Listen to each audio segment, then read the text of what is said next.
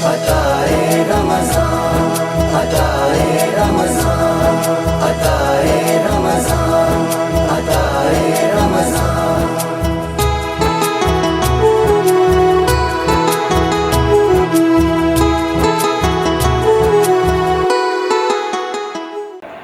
وہ نبیوں میں رحمت لقب پانے والا،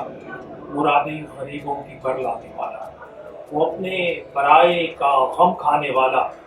مصیبت میں غیروں کے کام آنے والا، اتر کر ہرا سے سوئے قوم آیا اور ایک نسخہ کیمیا ساتھ لایا۔ السلام علیکم ورحمۃ اللہ وبرکاتہ۔ میں ہوں آپ کا ہوسٹ راؤ ناصر علی جہانگیر، اور روزانہ کی طرح آپ ہماری یہ ایمان افروز نشریات دیکھ رہے ہیں عطائے رمضان۔ ناظرین کرام، آج کا دن بہت بڑا دن ہے۔ آج کے دن پر ہم جتنا اللہ سبحانہ و تعالیٰ کا شکر ادا کریں وہ کم ہے کہ آج 17 رمضان المبارک، اور وہ دن جس دن اللہ سبحانہ و تعالیٰ نے روئے زمین پر ایک ایسا مارکہ بپا ہوا جس مارکے کی بنیاد پر آئندہ دنیا میں اسلام کو پھیلنا تھا، اور وہ مارکہ تھا غزوہ بدر کا۔ آج ہی کے دن ناظرین کرام غزوہ بدر بپا ہوئی، اور غزوہ بدر کی اگر ہم تاریخ دیکھتے ہیں تو پورا وجود نہ صرف لرز جاتا ہے بلکہ انسان کا سر ایک لمحے میں اللہ سبحانہ و تعالیٰ کی بارگاہ میں جھک بھی جاتا ہے کہ اللہ پاک نے کتنا بڑا فضل کیا مسلمانوں پر، کتنی بڑی اپنی رحمت کی۔ 2 ہجری 17 رمضان المبارک فجر کے بعد جو ہے نبی پاک صلی اللہ علیہ وآلہ وسلم نے اپنے صحابہ کو حکم دیا مشرکین پر حملہ کرنے کے لیے۔ لیکن اگر ہم غزوہ بدر کے پس منظر کے اگر حالات جاننے کی کوشش کرتے ہیں تو ہمیں بات لمحوں میں سمجھ میں آ جائے گی کہ غزوہ بدر ہوئی کیوں، اور غزوہ بدر کے بنیادی اسباب کیا تھے، اور غزوہ بدر کا ٹارگٹ کیا تھا۔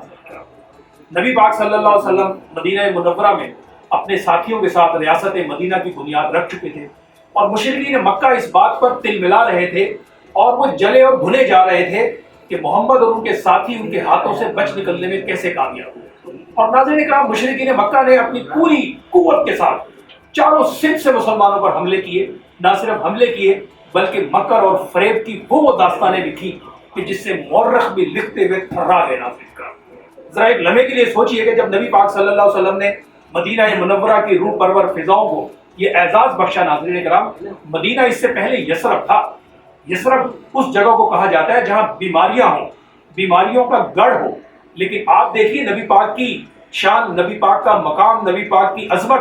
جن پہ لاکھوں کروڑوں درود و سلام ناظرین کرام، کہ نبی پاک صلی اللہ علیہ وآلہ وسلم کے قدمین مبارک جیسے ہی یثرب کی زمین پر رکھے گئے، اور یثرب کی زمین کو آپ نے جیسے ہی فیضیاب فرمایا، یثرب بدل کر مدینہ طیبہ میں آ گیا، اور مدینہ طیبہ آپ کے وجود کی برکت سے یہ مدینہ طیبہ بنا، اور محبتوں کا شہر بنا، چاہتوں کا شہر بنا، اور عاشقوں کی راحت کا سامان بنا، اور روئے زمین کے انسانوں کا اور دکھی انسانیت کا سہارا بنا۔ ناظرین کرام، ذرا ہم اس کیفیت کو سمجھ لیں تو خدا کی قسم ہم ہر لمحے اللہ سبحانہ و تعالیٰ کا شکر ادا کریں کہ اللہ پاک نے کیسے کیسے ہم پر فضل اور کرم کیے ہیں۔ ناظرین کرام، ہوا یہ کہ جب مسلمانوں نے اور نبی پاک صلی اللہ علیہ وسلم نے ایک ریاست مدینہ کا وجود اور اس کی جو پوری کیفیت ان مشرکین تک پہنچی تو وہ تل ملا رہے تھے، وہ سوچ رہے تھے ہم کوئی بہانہ ہمیں ملے، ہم کسی بھی طرح مسلمانوں پر چڑھ دوڑیں۔ اسی دوران نبی پاک صلی اللہ علیہ وآلہ وسلم نے صحابہ کرام کا ایک لشکر اور ایک دستہ خصوصی طور پر تیار کروا کے آپ نے سرحدوں پہ نگرانی کے لیے اس کو مقرر فرما دیا، جو 12 سے 14 صحابہ کرام پر مشتمل تھا۔ ناظرین کرام، اور اس دستے کی ذمہ داری یہ تھی کہ جو قریش کا جو تجارتی سامان آ رہا جا رہا اس پر وہ نگاہ رکھیں۔ اور اسی دوران یہ ہوا کہ جب یہ لشکر وہاں موجود تھا تو سامنے سے ایک لشکر آ رہا تھا جو مشرکین مکہ کا لشکر تھا، حضرمی نام تھا اس کا، جو اس کے جو سردار مکہ بھی تھا، تو اس پر ان کی جھڑپ ہوئی مسلمانوں کے ساتھ اور وہ قتل ہو گیا تھا۔ اس کے قتل ہونے کے بعد یقینی طور پر 2 کو انہوں نے قیدی بنایا، اور جب یہ مدینہ منورہ پہنچے ہیں یہ 14 صحابہ کرام ان کو لے کر، تو نبی پاک صلی اللہ علیہ وسلم نے اس واقعے پر ناپسندیدگی کا اظہار فرمایا، اور ان کو نہ صرف جو ہے ان کے جو مقتول تھا اس کا خون بہا دیا گیا بلکہ ان کے قیدیوں کو بھی رہا کر دیا گیا۔ یہ اس لیے کیا گیا ناظرین کرام کہ ان کو بتانا مقصود تھا کہ ہم تمہارے ساتھ کسی بھی قسم کی کوئی جنگ و جدل کا ہم کوئی پلان نہیں رکھتے۔ لیکن اس واقعے نے پورے مکہ کے مشرکین کی آگ کو مزید بھڑکا دیا، اور انہوں نے یہ فیصلہ کیا کہ ہم کسی بھی حالت میں محمد اور ان کے ساتھیوں کو سبق سکھائیں گے۔ ناظرین کرام، ابھی یہ بات ہو ہی رہی تھی کہ اسی دوران یہ خبر آئی کہ ابو سفیان ایک بہت بڑا تجارتی قافلہ لے کر جو ہے وہ راستے میں ہے، اور وہ بھی اسی مقام سے گزریں گے، اور اس بات کی جو خبر تھی وہ ظاہر مسلمانوں کو بھی ہو چکی تھی۔ تو اب جو مشرکین مکہ تھے ان کے لیے بڑا ایک عجیب و غریب ماحول تھا۔ اب اسی بات پر چونکہ ابو سفیان بہت ذہین اور بڑا اس زمانے میں اس نے اسلام قبول نہیں کیا تھا، تو وہ بہت زیادہ جنگی چالوں کا ماہر تھا ناظرین کرام۔ اس نے جو ہے ایک پیغام بھیجا مکہ اپنے ساتھیوں کو، اس نے کہا مجھے پورا گمان ہے کہ محمد کے ساتھی مجھ پر حملہ کریں۔ اور ہوا ناظرین کرام یہ کہ یہ خبر ابھی مکہ پہنچ رہی تھی، اور مکہ کے لوگوں کا ایک دستور تھا ناظرین کرام کہ جب وہ جنگ کا کوئی اعلان کرتے تھے تو وہ اونٹ کی جو ناک ہے اس کو کاٹ ڈالتے تھے، اور سرخ جو ہے رومال لے کر، اور اس تمام واویلا اور بہت ایک ہلڑ بازی کا ماحول، اور لوگوں کو ایک جو جیسے جذبات کا ابھارنا۔ تو انہوں نے کہا کہ جی ابو سفیان پہ حملہ ہو گیا، لہٰذا اب تو ہم پہ لازم ہے کہ ہم ان کو صفحہ ہستی سے مٹا دیں اور ان کا نام و نشان بھی نہ رہنے دیں۔ یہ وہ وجوہات تھی جس کی بنیاد پر وہاں ایک ماحول بنایا گیا، اور پھر چاروں طرف سے مدد اکٹھی کی گئی، اور ایک بڑا لشکر تیار کر کے ناظرین کرام وہ نبی پاک صلی اللہ علیہ وسلم کے مقابلے میں پہنچ گئے بدر کے مقام پہ۔ بدر بنیادی طور پر ناظرین کرام یہ ایک گاؤں کا نام ہے، اور یہاں پر میلے ہوتے تھے ہر سال۔ اب چونکہ اس لیے اس کو غزوہ بدر کہا گیا کہ اس میدان میں یہ چونکہ جنگ لڑی گئی، تو اسی لیے اس کو بدر اور غزوہ بدر کا نام دیا گیا۔ اور اس وقت دیکھیں ناظرین کرام، جس رات نبی پاک صلی اللہ علیہ وسلم صحابہ کو لے کر اس بدر کے میدان پہ پہنچتے ہیں، اور وہاں ایک پانی کا کنواں بھی تھا، اور وہاں جب آپ پہنچتے ہیں تو آپ نے ساری رات اللہ سبحانہ و تعالیٰ کی بارگاہ میں مناجات کی، اور اللہ سبحانہ و تعالیٰ سے گڑ گڑا کر دعا کی کہ پروردگار یہ جو چند لوگ ہیں میں ان کو تیری بارگاہ میں پیش کرتا ہوں، یہ مٹھی بھر لوگ ہیں میرے پروردگار، اگر یہ جو ہے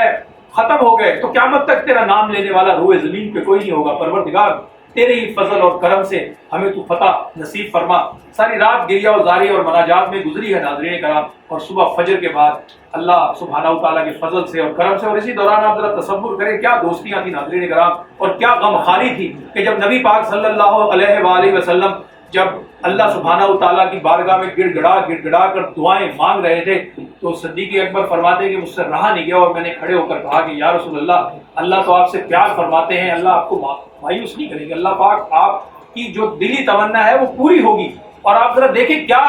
ایک محبوب اور محب کا معاملہ، اور پھر یہاں دنیا میں جو اللہ پاک نے نبی پاک صلی اللہ علیہ وسلم کو دوست اور ساتھی اور محب عطا کیا، اس کی بھی کیسی چاہتے ہیں۔ تو یقینی طور پہ آج کی اس ٹرانسمیشن میں ہمارے ساتھ علماء کرام بھی ہوگے، اور میں آج کے اس واقعے کو اسی کے 2 حصوں میں مکمل کروں گا۔ ایک حصے میں نے یہ بتایا کہ 2 ہجری کو فجر کی نماز کے بعد 17 رمضان المبارک کو مسلمان اب پوری تیاری کے ساتھ کفر کے مقابلے میں آنے والے ہیں، اور کفر جو ہے وہ بھی اپنے پورے جو ہے غرور اور تکبر کے ساتھ، پورے اپنے سامان حرب کے ساتھ اس وقت میدان جنگ میں موجود ہے، اور وہ بڑے بڑے دعوے کر رہے ہیں۔ وہ یہ تصور اور خیال لے کر آیا ہے کہ آج ہم مسلمانوں کو روئے زمین سے مٹا کے رکھ دیں گے، اور مدینے کی ریاست کو بھی مٹا دیں گے، اور دونوں طرف اس طرف جو ہے توحید کے متوالے کھڑے ہیں، اور ادھر لات و عزا کی بات کرنے والے اور مشرکین کھڑے ہیں، اور ادھر سپہ سالار جو ہیں وہ 2 جہانوں کے سردار ہیں، اور ادھر ابو جہل اور اس کے ساتھی اور مشرکین مکہ جو ہیں اپنے غرور اور تکبر کے نشانوں کے ساتھ کھڑے ہوئے ہیں۔ ناظرین کرام، یقینی طور پر یہ منظر ایک ایسا منظر ہے جو ہر درد دل اور ایمان والے انسان کو جو ہے دہلا کے رکھ دیتا ہے، اور اسی پر ہم مزید گفتگو بھی کریں گے۔ اس وقت ہمارے پروگرام میں خوشبو احسان کا وقت ہے، آپ ہمارے ساتھ جڑے رہیں، علماء کرام بھی ہمارے ساتھ ہوں گے۔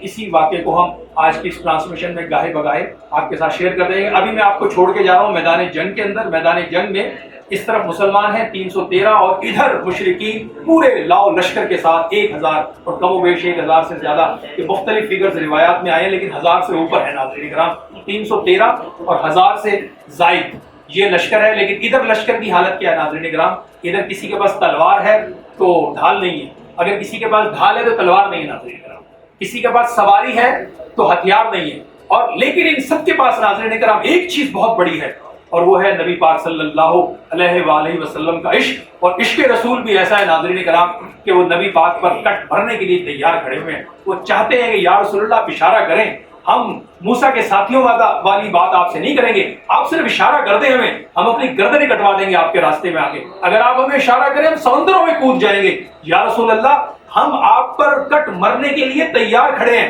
ہم موسیٰ کے ساتھیوں والا جواب نہیں دیں گے جیسے حضرت موسیٰ کے ساتھیوں نے. جس وقت جنگ کا ماحول پیدا ہوا تو حضرت موسیٰ کے ساتھیوں نے حضرت موسیٰ سے کہا کہ موسیٰ تو اور تیرا رب جا کے لڑے, ہمارے پاس تو لڑنے کا ٹائم نہیں, ہم تو نہیں لڑتے, تو اور تیرا رب لڑنے جا کے جب لڑ لو تو ہمیں بتا دینا. لیکن کیا خوبصورت صحابہ کرام نے, ناظرین کرام, جواب دیا ہے. اور یہی تو چاہتے ہیں, یہی تو ایمان کی وہ خوبصورتیاں ہیں جو اللہ سبحانہ و تعالیٰ نے نبی پاک صلی اللہ علیہ وآلہ وسلم کے عاشقوں کو عطا کی ہیں. اور اس وقت ہمارے ساتھ خوشبو حسان ہے, اور خوشبو حسان میں آپ روزانہ دیکھتے ہیں ہمارے ساتھ نوجوان نعت خواں ہوتے ہیں, اور وہ نعت خواں جو ٹوٹ کر پڑھتے ہیں, جو عشق رسول میں پڑھتے ہیں. اور ہم ایسے ہی نعت خانوں کو ناظرین کرام اپنی ٹرانسمیشن کا حصہ بناتے ہیں کہ جن کے اندر جذبہ عشق رسول ہو. ناظرین کرام, ہم نے اس ٹرانسمیشن میں کئی نئی چیزوں کو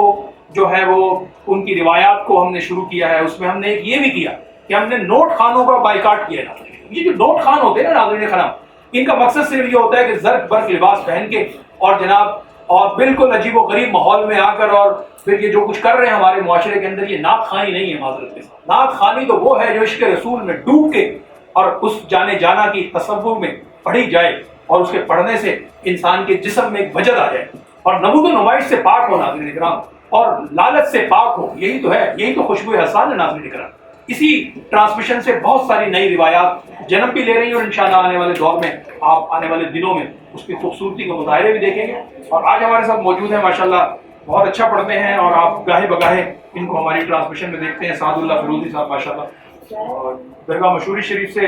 جڑے ہوئے ہیں, اور ماشاءاللہ سے ہماری ٹرانسمیشن میں دیکھتے رہتے ہیں. آپ جی ماشاءاللہ کیا سنا رہے ہیں؟ صلی اللہ یا نبی سب کرم ہے تمہارا, یہ جو ہمارے نیارے ہوئے ہیں. یا نبی سب کرم ہے تمہارا, یہ جو ہمارے نیارے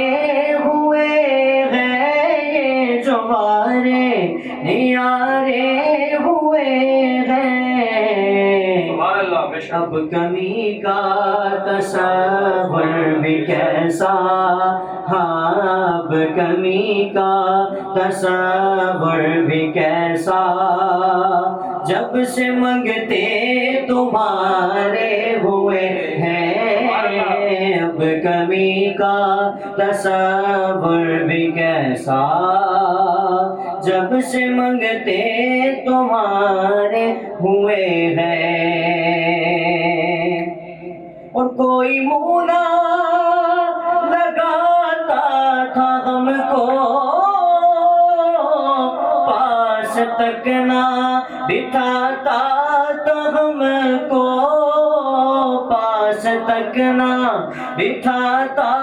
تھا ہم کو. جب سے تھاما ہے دامن تمہارا, جب سے تھاما ہے دامن تمہارا,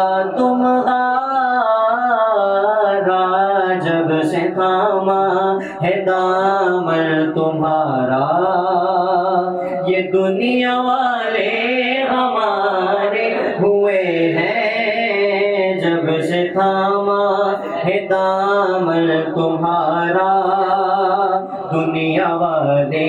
ہمارے ہوئے ہیں. اور چاہتے ہو اگر نیک نامی, آل زہرا کی کر لو غلامی, آل زہرا کی کر لو غلامی. چاہتے ہو اگر نیک نامی, آل زہرا کی کر لو غلامی, غلامی آل زہرا کی کر لو غلامی. ان کی نسبت سے زاہد نیازی پرسکون غم کے مارے ہوئے ہیں. ان کی نسبت سے زاہد نیازی پرسکون غم کے مارے ہوئے ہیں یا نبی سب کرم ہے تمہارا یہ جوارے نیارے ہوئے ہیں اب کمی کا تصور بھی کیسا جب سے منگتے تمہارے ہوئے ہیں۔ سبحان اللہ، بے شک جی یہ ساری خوش بختیاں، یہ ساری روشنیاں، یہ سارے رنگ و نور اور یہ سارا کا سارا کرم اور یہ فضل اور یہ رحمت، یہ سب کا سب ہمیں نبی پاک صلی اللہ